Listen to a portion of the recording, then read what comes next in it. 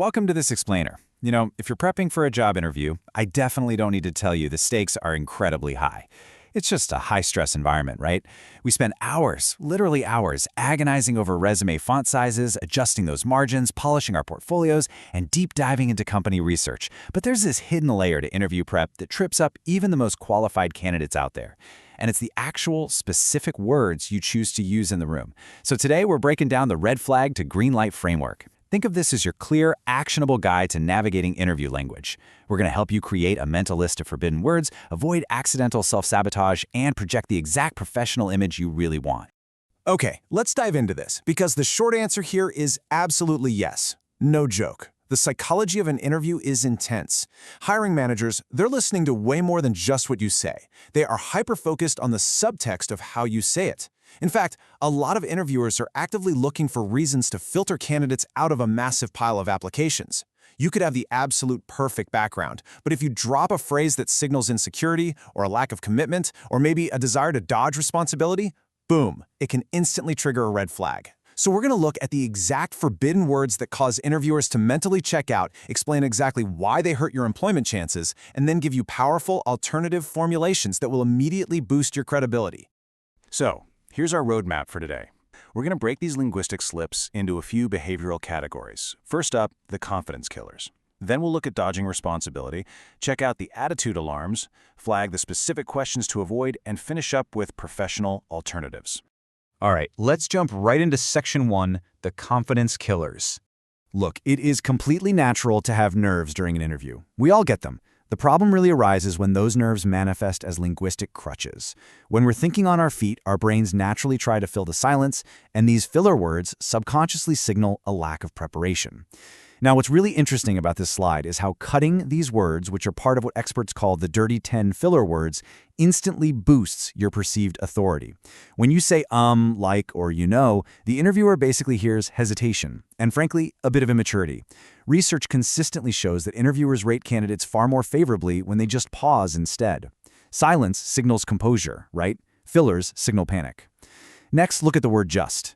Saying, "I just helped with the project," completely minimizes your achievements. Drop the word entirely. Just say, "I contributed to the project." See the difference? And finally, words like basically or simply. They kind of make you sound evasive. State your points directly to project clear, decisive leadership.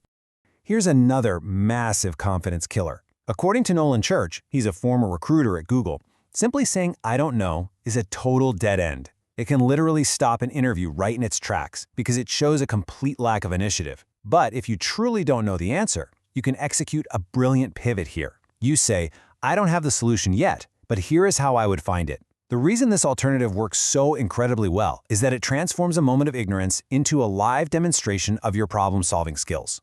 It proves to the hiring manager that even when you lack immediate knowledge, you've got the ambition and the resourcefulness to go figure it out. Similarly, candidates often shoot themselves in the foot by highlighting what they haven't done. Saying, "I don't have much experience with that," is just a self-inflicted wound. Do not point out your own flaws in an interview. If they ask you about a situation you haven't faced, pivot immediately to the future. Say, "In that specific situation, here is what my action plan would be." You're instantly transitioning from a place of deficit to a really strong demonstration of your strategic thinking and your willingness to learn.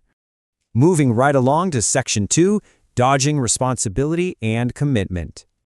We're shifting gears now to phrases that subconsciously tell the hiring manager you might be a risky, uncommitted, or difficult employee. Keep in mind, recruiters are fundamentally risk-averse. They're trying to figure out if you're going to be a headache down the line. And I literally cannot warn you strongly enough against saying your previous workplace was toxic. Even if it's 100% true, bad-mouthing past employers is a massive red flag. Career experts note that to an interviewer, doing this transfers blame, dodges responsibility, and makes you look like someone who can't adapt. That risk-averse recruiter is going to sit there wondering if maybe you are actually the common denominator in that toxic environment. So always reframe your departure professionally, focusing on your ambition for growth and taking on new challenges.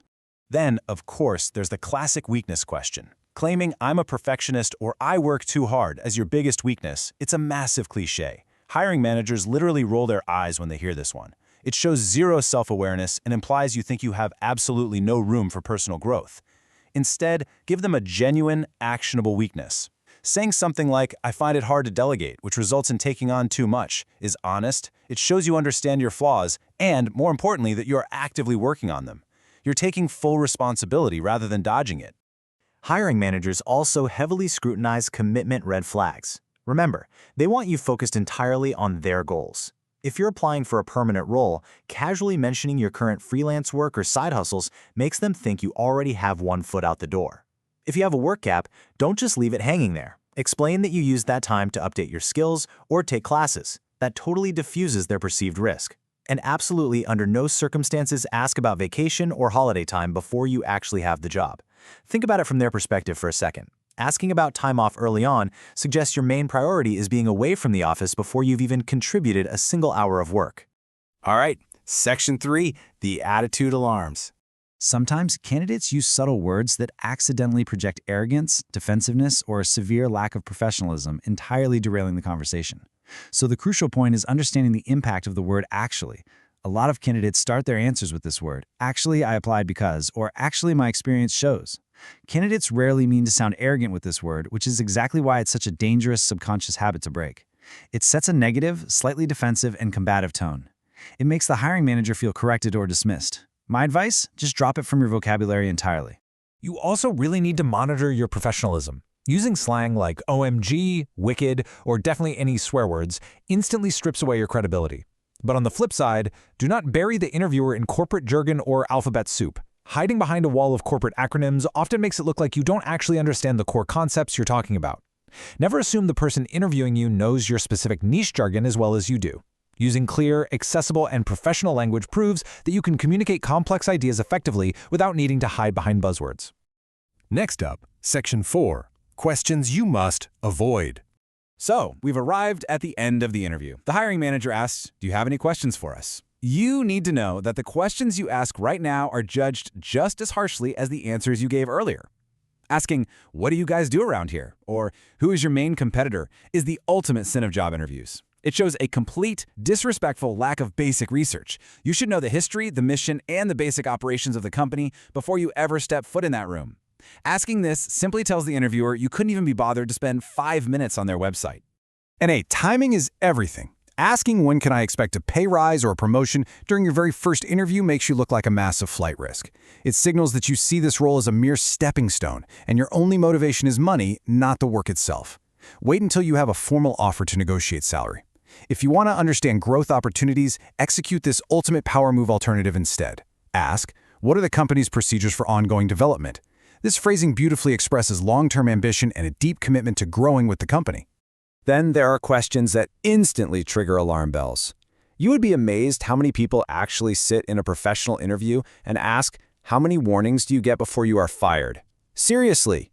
Asking things like this, or inquiring heavily about background checks and strict rules, makes the interviewer highly suspicious.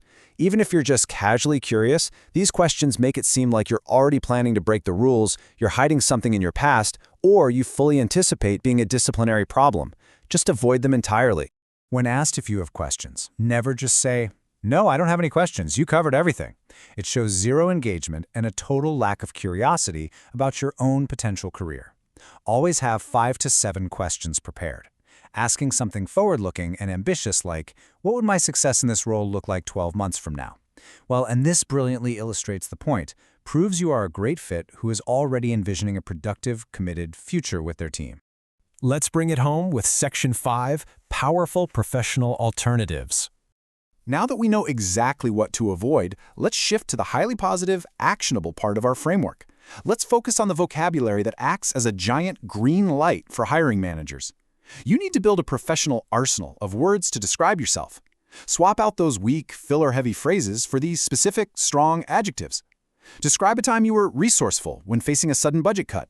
Talk about being committed to a difficult team goal. Show you were results-driven in your past marketing campaigns. Don't just say you bounce back, say you are resilient in the face of shifting deadlines. Using words like dependable and commercially aware projects unwavering confidence. These are the exact traits hiring managers are actively hunting for, so feed them the vocabulary they desperately want to hear. Let's move to and see how this builds into a concrete action plan for your next interview. First, record yourself answering common questions on your phone. Seriously, you will be shocked at how many times you say or like. Awareness is the first step to eliminating those forbidden words. Second, structure your answers using the STAR method. That's situation, task, action, result. This prevents nervous rambling and keeps you tightly focused on your actual achievements. And third, just pause. Breathe instead of rushing to fill the silence. Let the silence do the heavy lifting for you, because as we've seen, silence projects total authority. We'll leave you with this final thought. Are you communicating the highly capable candidate you truly are, or are you letting your nerves project someone who is hesitant, uncommitted, and defensive?